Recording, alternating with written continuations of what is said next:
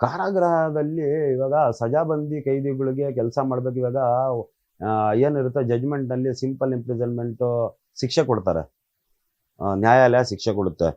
ಇಷ್ಟು ಶಿಕ್ಷೆ ಅನುಭವಿಸ್ಬೇಕು, 10 ವರ್ಷ 5 ವರ್ಷ ಇಲ್ಲ ಇದು ಜೀವಾವಧಿ ಶಿಕ್ಷೆ ಅಂತ ಹೇಳ್ತಾರೆ. ಅದರಲ್ಲಿ simple imprisonment and rigorous imprisonment ಅಂತ ಇರುತ್ತೆ.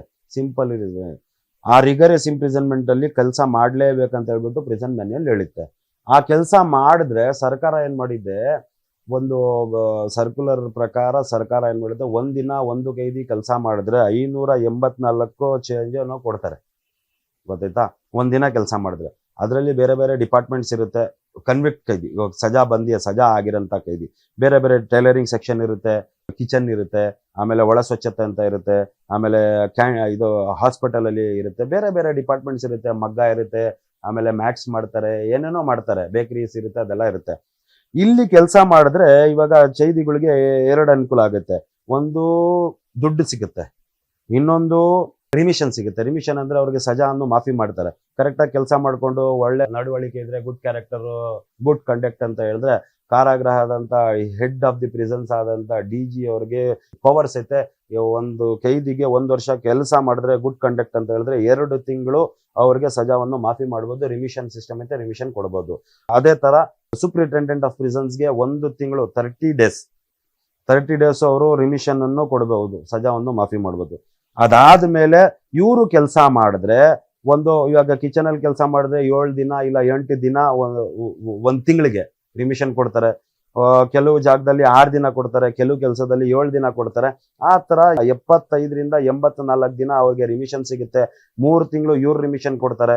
ಇದೊಂದು 3 ತಿಂಗಳು, ಇದೊಂದು 3 ತಿಂಗಳು, ಇದೊಂದೊಂದು ತಿಂಗಳು, 6 ತಿಂಗಳು, 5 ರಿಂದ 6 ತಿಂಗಳು ಮ್ಯಾಕ್ಸಿಮಮ್ ಒಂದು ಕೈದಿಗೆ ಕೆಲಸ ಮಾಡಿಕೊಂಡು ಒಳ್ಳೆ ನಡವಳಿಕೆ ಇದ್ರೆ, ಒಳ್ಳೆ ಗುಡ್ ಕ್ಯಾರೆಕ್ಟರ್ ಇದ್ರೆ 5 ರಿಂದ 6 ತಿಂಗಳು ಅವ್ರಿಗೆ ರಿಮಿಷನ್ ಸಿಗುತ್ತೆ, ಪ್ಲಸ್ ದುಡ್ಡು ಸಿಗುತ್ತೆ. ಯಾರಿಗೆ? ಸಜಾಬಂದಿ ಕೈದಿಗೆ. ಅಂಡರ್ ಟ್ರಯಲ್ ಪ್ರಿಸನರ್ ಏನು ಕೆಲಸ ಮಾಡಂಗಿಲ್ಲ. ಈಗ ನಮಗೆ ಕೇಳಿಪಟ್ಟಂತ ಬಂದೈತೆ ಏನಂತ ಹೇಳಿದ್ರೆ, ಅಂಡರ್ ಟ್ರಯಲ್ ಕೈದಿಗಳು ಕೆಲಸ ಮಾಡಿಸ್ತಾ ಇದ್ದಾರೆ ಅಂತ ಹೇಳ್ಬಿಟ್ಟು. ಅಂಡರ್ ಟ್ರಯಲ್ ಕೈದಿ until proven guilty is presume to be innocent, ಅವ್ರ ಕಡೆಯಿಂದ ಕೆಲಸ ಮಾಡಿಸ್ಬಾರ್ದು, ಯಾವುದೇ ತರದ್ದು ಕೆಲಸ ಮಾಡಬಾರ್ದು. ಕಾರಾಗೃಹದಲ್ಲಿ ಅವ್ರ ಕಡೆಯಿಂದ ಕೆಲಸ ಮಾಡ್ಬಿಟ್ಟು ಅವ್ರಿಗೇನು ದುಡ್ಡು ಕೊಡಲ್ಲ, ಏನಿಲ್ಲ, ಆ ತರ ಮಾಡ್ತಾ ಇದ್ದಾರೆ.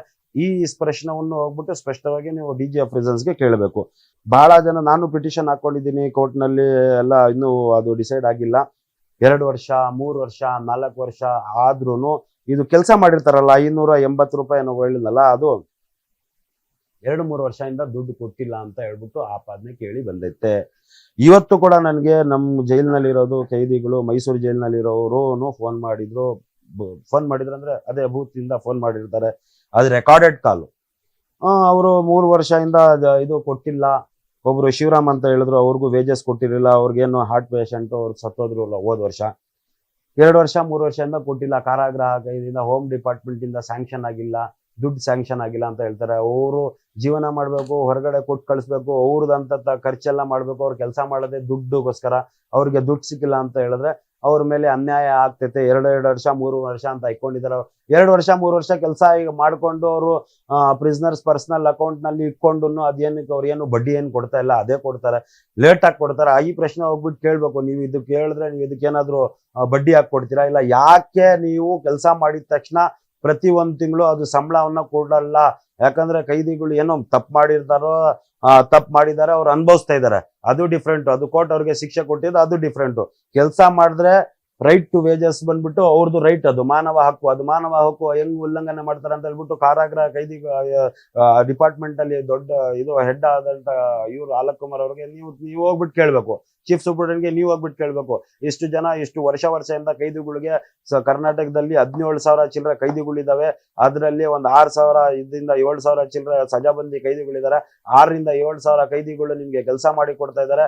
ಅವ್ರು ದುಡಿಮೆ ಮಾಡ್ಬಿಟ್ಟು ಅವ್ರ ಮನೆಗೆ ಕೊಟ್ಟು ಕಳಿಸ್ತಾರೋ, ಹೆಂಡತಿ ಮಕ್ಳಿಗೆ ಕೊಟ್ಟು ಕಳಿಸ್ತಾರೋ, ಇಲ್ಲ ಮಕ್ಳಿಗೆ ಫೀಸ್ ಕೊಟ್ಟು ಕಳಿಸ್ತಾರೋ, ಇಲ್ಲ ಅವರೇ ಸೇರಿಸ್ಕೊಂಡಿರ್ತಾರೋ, ಇಲ್ಲ ಅವರೇ ಜೋಡಿಸ್ಬಿಟ್ಟು ಅವ್ರಿಗೆ ಫೈನ್ ಅಂತ ಹಾಕಿರ್ತಾರೆ ಕೋರ್ಟ್. ಇಷ್ಟು ಶಿಕ್ಷೆ ಆದ್ಮೇಲೆ ಇಷ್ಟು ಫೈನ್ ಕಟ್ಬೇಕಂತ ಅವರೇ ಮಾಡ್ತಾರ. ನೀವು ಇಷ್ಟರ ಇಕ್ಕೊಂಡ್ಬಿಟ್ಟಿದ್ರೆ ಅವ್ರಿಗೆ ಲಾಯರ್ಗೆ ಕೊಡ್ಬೇಕಾಗಿತ್ತು, ಇಲ್ಲ ಕೋರ್ಟ್ ಖರ್ಚಿಗೆ ಕೊಡ್ಬೇಕಾಗಿತ್ತು, ಅವ್ರದೇ ಖರ್ಚಿಗೆ ಕೊಡ್ಬೇಕಾಗಿತ್ತು. ಅದೆಲ್ಲ ಅವ್ರು ಇಕ್ಕೊಂಡ್ಬಿಟ್ಟು 3 ವರ್ಷ 4 ವರ್ಷ ಕೊಟ್ಟಿಲ್ಲ ಅಂತ ಹೇಳಿದ್ರೆ ಅವರು ಒಂದು ತರ ಮಾನವ ಹಕ್ಕನ್ನ ಉಲ್ಲಂಘನೆ ಮಾಡ್ತಾ ಇದ್ದಾರೆ. ಇದ್ರಿಂದ ನೀವು ಕೇಳ್ಬೇಕು.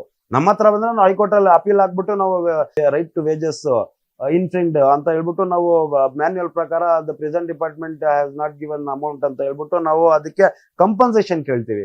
ನಮ್ಮ ವಿಜಯವಾಹಿನಿ ನ್ಯೂಸ್ ಚಾನೆಲ್ನಲ್ಲಿ ಪ್ರಮೋಷನ್, ಜಾಹೀರಾತು, ಅಡ್ವರ್ಟೈಸ್ಮೆಂಟ್ ನೀಡಲು ಸಂಪರ್ಕಿಸಿ 9535808456.